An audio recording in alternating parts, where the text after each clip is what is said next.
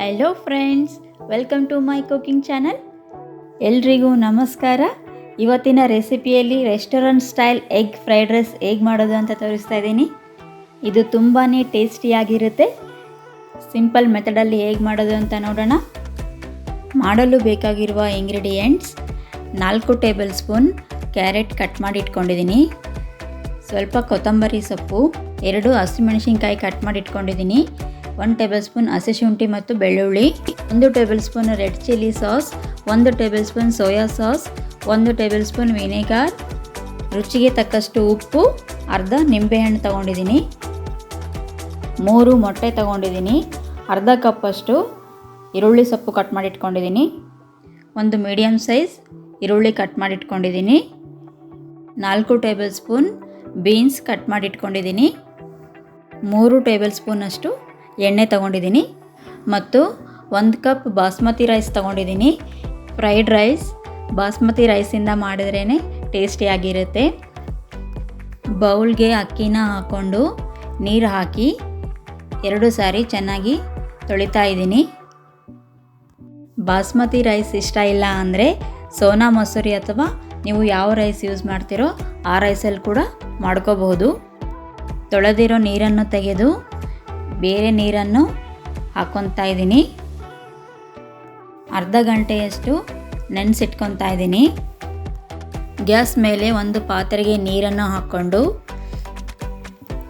1 table spoon ಎಣ್ಣೆ ಮತ್ತು 1 table spoon ಉಪ್ಪನ್ನು ಹಾಕಿ ನೀರು ಬಿಸಿಯಾಗಲು ಇಟ್ಕೊಂಡಿದ್ದೀನಿ.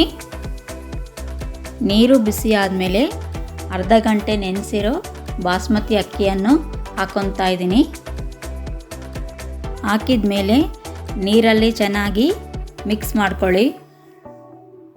ಅಕ್ಕಿ ಪೂರ್ತಿ ಮೆತ್ತಗಾಗೋವರೆಗೂ ಬೇಯಿಸ್ಕೋಬಾರ್ದು. 75 to 80% ಅಷ್ಟು ಬೇಯಿಸ್ಕೊತಾ ಇದ್ದೀನಿ. ಫ್ರೈಡ್ ರೈಸ್ ಬಿಡಿ ಬಿಡಿಯಾಗಿ ಉದುರಾಗಿ ಇರಬೇಕು. ಈಗ 75% ಅಷ್ಟು ರೈಸ್ ಬೆಂದಿದೆ. ಇದನ್ನು ಜಾಲಿ ಪಾತ್ರೆಗೆ ಹಾಕ್ಕೊಂಡು ನೀರನ್ನು ತೆಗಿತಾ ಇದ್ದೀನಿ. ಈ ಥರ ಜಾಲಿ ಪಾತ್ರೆಗೆ ಹಾಕ್ಕೊಂಡ್ರೆ ನೀರೆಲ್ಲ ಹೋಗುತ್ತೆ. ನೀರೆಲ್ಲ ಹೋದ್ಮೇಲೆ ತಟ್ಟೆಗೆ ಹಾಕ್ಕೊಂಡು ತಣ್ಣಗಾಗಲು ಇಟ್ಕೊಂಡಿದ್ದೀನಿ. ಕುಕ್ಕಿಂಗ್ ಪ್ಯಾನ್ಗೆ ಬಿಸಿ ಆದಮೇಲೆ 2 ಟೇಬಲ್ ಸ್ಪೂನ್ ಎಣ್ಣೆ ಹಾಕ್ಕೊತಾ ಇದ್ದೀನಿ. ಎಣ್ಣೆ ಬಿಸಿ ಆದಮೇಲೆ 3 ಮೊಟ್ಟೆಯನ್ನು ಹಾಕ್ಕೊತಾ ಇದ್ದೀನಿ. 1 ಕಪ್ ರೈಸ್ಗೆ 3 ಮೊಟ್ಟೆ ತಗೊಂಡಿದ್ದೀನಿ.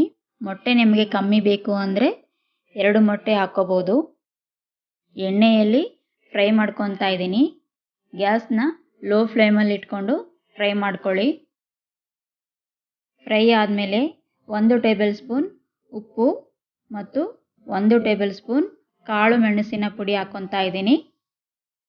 ಹಾಕಿದ ಮೇಲೆ ಚೆನ್ನಾಗಿ ಮಿಕ್ಸ್ ಮಾಡಿಕೊಂಡು 1 ನಿಮಿಷ ಫ್ರೈ ಮಾಡ್ಕೊಳ್ಳಿ. ಈಗ ಚೆನ್ನಾಗಿ ಫ್ರೈ ಆಗಿದೆ. ಇದನ್ನು ತಟ್ಟೆಯಲ್ಲಿ ತೆಗೆದಿಟ್ಕೊತಾ ಇದ್ದೀನಿ.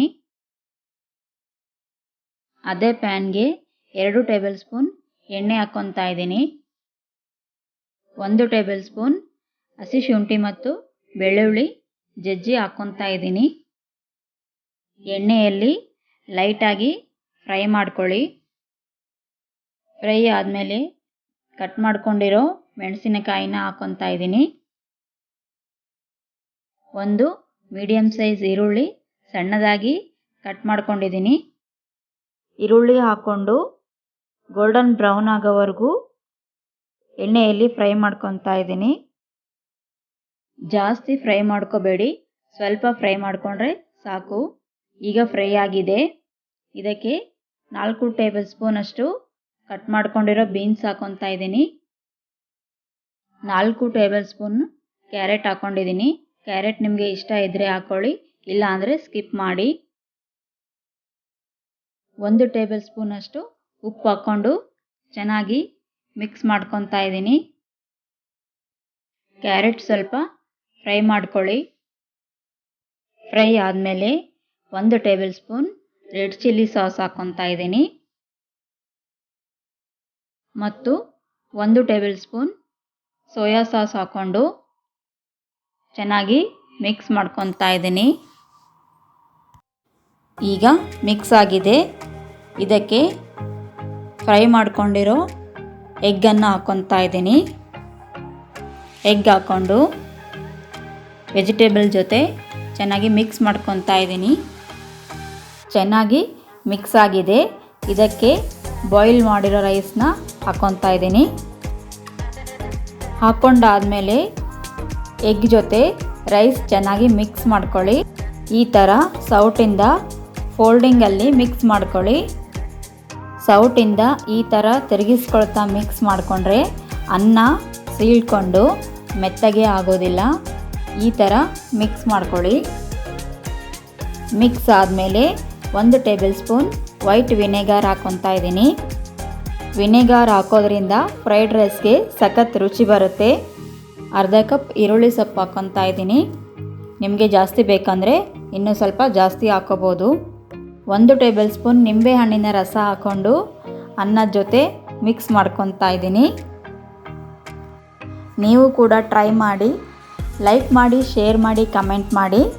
ಹೊಸದಾಗಿ ನನ್ನ ಚಾನಲ್ ನೋಡ್ತಾ ಇದ್ದರೆ ಸಬ್ಸ್ಕ್ರೈಬ್ ಮಾಡಿಕೊಂಡು ಬೆಲ್ ಐಕನ್ನ ಕ್ಲಿಕ್ ಮಾಡ್ಕೊಳ್ಳಿ. ಬೆಲ್ ಐಕಾನ್ ಕ್ಲಿಕ್ ಮಾಡಿದರೆ ನಿಮಗೆ ನೋಟಿಫಿಕೇಷನ್ ಬರುತ್ತೆ. ಈಗ ಚೆನ್ನಾಗಿ ಮಿಕ್ಸ್ ಆಗಿದೆ. 2 ನಿಮಿಷ ಮುಚ್ಚಿಟ್ಕೊಂಡು ಕುಕ್ ಮಾಡ್ಕೊಳ್ಳಿ. 2 ನಿಮಿಷ ಆಗಿದೆ.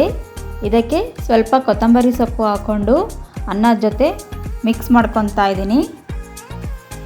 ಈ ಥರ ಮಾಡಿದರೆ ಚಿಕ್ಕವರಿಂದ ದೊಡ್ಡವರೆಗೂ ಇಷ್ಟಪಟ್ಟು ತಿಂತಾರೆ. ಮಿಕ್ಸ್ ಆಗಿದೆ. ಇದನ್ನು ಬೌಲ್ಗೆ ಹಾಕ್ಕೊತಾ ಇದ್ದೀನಿ. ಈಗ ಟಿಪ್ಸ್ ಏನು ಅಂತ ನೋಡೋಣ. ಅರ್ಧ ಗಂಟೆ ಅಕ್ಕಿಯನ್ನು ನೆನೆಸ್ಕೊಂಡು 70 to 80% ಅಷ್ಟು ಬೇಯಿಸ್ಕೋಬೇಕು. ಜಾಸ್ತಿ ಮೆತ್ತಗೆ ಬೇಯಿಸ್ಕೋಬಾರ್ದು. ಈ ಟಿಪ್ಸ್ನ ಫಾಲೋ ಮಾಡಿ restaurant style egg fried rice ಮನೆಯಲ್ಲೇ ಮಾಡಿಕೊಂಡು ಎಂಜಾಯ್ ಮಾಡಿ.